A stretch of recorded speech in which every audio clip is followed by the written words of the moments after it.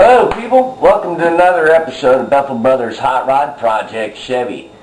There's a lot to go over today. Some of the stuff is basic for the project wise, and some of the other stuff is a minor announcement. If you noticed, after the intro to Bethel Brothers Hot Rod, there's this little yellow tab on the right hand side of the feed. Well, that initiates ads that come up, and that's on all of the videos. So Google AdSense and Sobroke Media are completely partnered now. So anytime you watch one of these vids and I talk about this stuff, it's going to throw up ads in your area down across the bottom of the screen. So if it's something that you need and it's affordable, click on the ad and bang, it'll take you to something that you need that's pertinent to the video and in your area. So other than that, let me show you what we're doing today. Joe is home. He actually just got home. That's why I'm out here in the garage so he can sleep. He had to go into work at 1 a.m. after working a 9 or 10 hour shift and then work another shift, and then now he's home. Will Drone, the punk that runs Mallard Creek where Joe works, he likes to overwork people and doesn't care, likes his money, blah, blah, blah. He's a punk. So, Joe may not be out here today, but he'll be here in spirit. We're going to be working on his truck. So,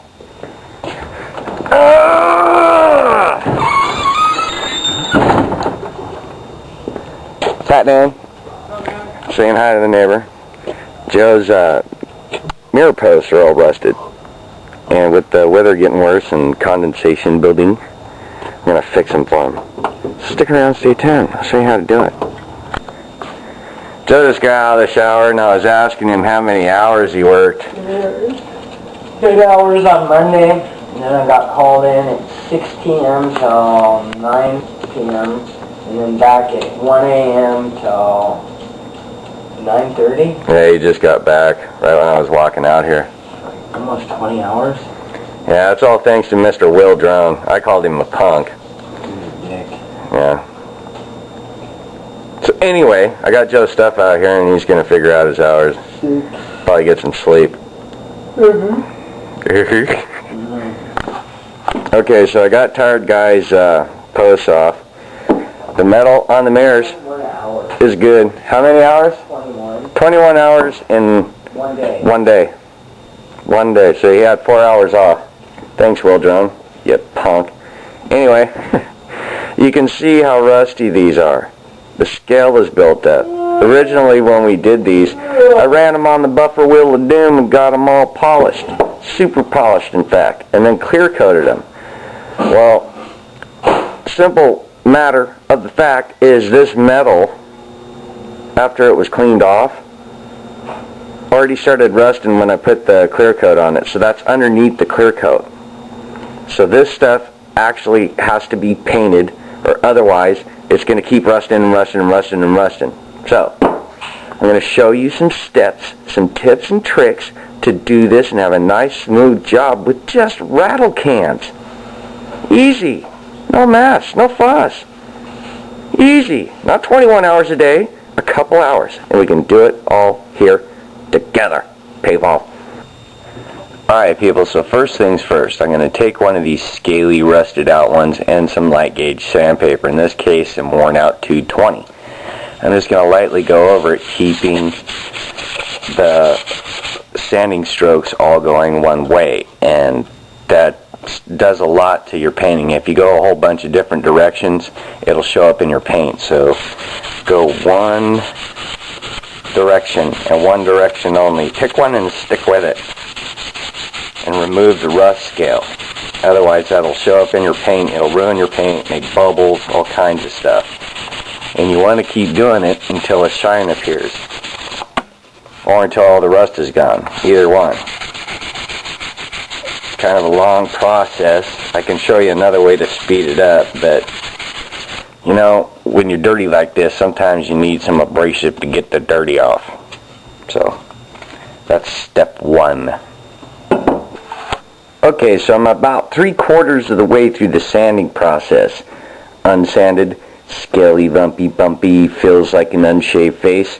Smooth. There's these little nooks and crannies I got to get into, and this little crack that's right there, I'm thinking about filling this in with something just so water quits leaking down in there. It was broke at one time and kind of patched in the back. And for the sandpaper, I'm using Norton. It lasts 3 times longer, 3 times faster cut. This is the world's best sandpaper, Norton sandpaper. I recommend it, man. You can use this stuff forever. I got a whole box full of it, of used pieces, and they still work. So now I got to do this other one, but the next stage will incur using the buffing wheel. I have different compounds for polishing and then some for taking grit off. So you just load it up, turn it on, load it up with material and run it over it. Just be careful because it'll suck stuff through. Show you what I'm talking about.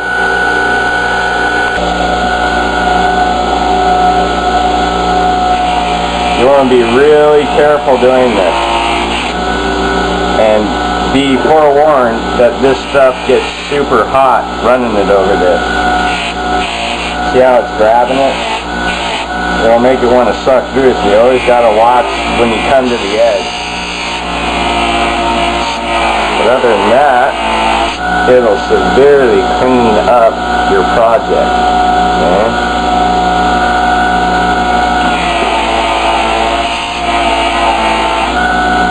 Totally make it ready for paint. I'll come back and show you when I'm done. And there's the after effect. All clean, all smooth. Got to repeat this on this one. As far as this little crack down here where the stuff's getting in, I think I'm going to fill it with some JB Weld quick. So the steel goes in.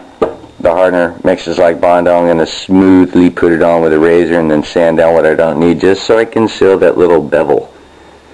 And then maybe some of these little bang marks. There's a bang mark right there where it's all dented in and ugly. I'll try to fill that up so when it's painted you don't see that. Because it's going to matter, people. Alright, people, so I've sanded down the JB Weld. Got some primer out that I'm going to use, just normal, everyday primer.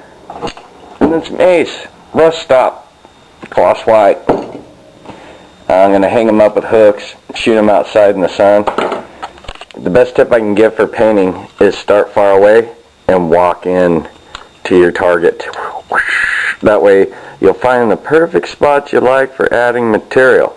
I'm going to use a lot of primer on this, build it up so it covers all the imperfections, and then I'll sand them and then I'll paint them again.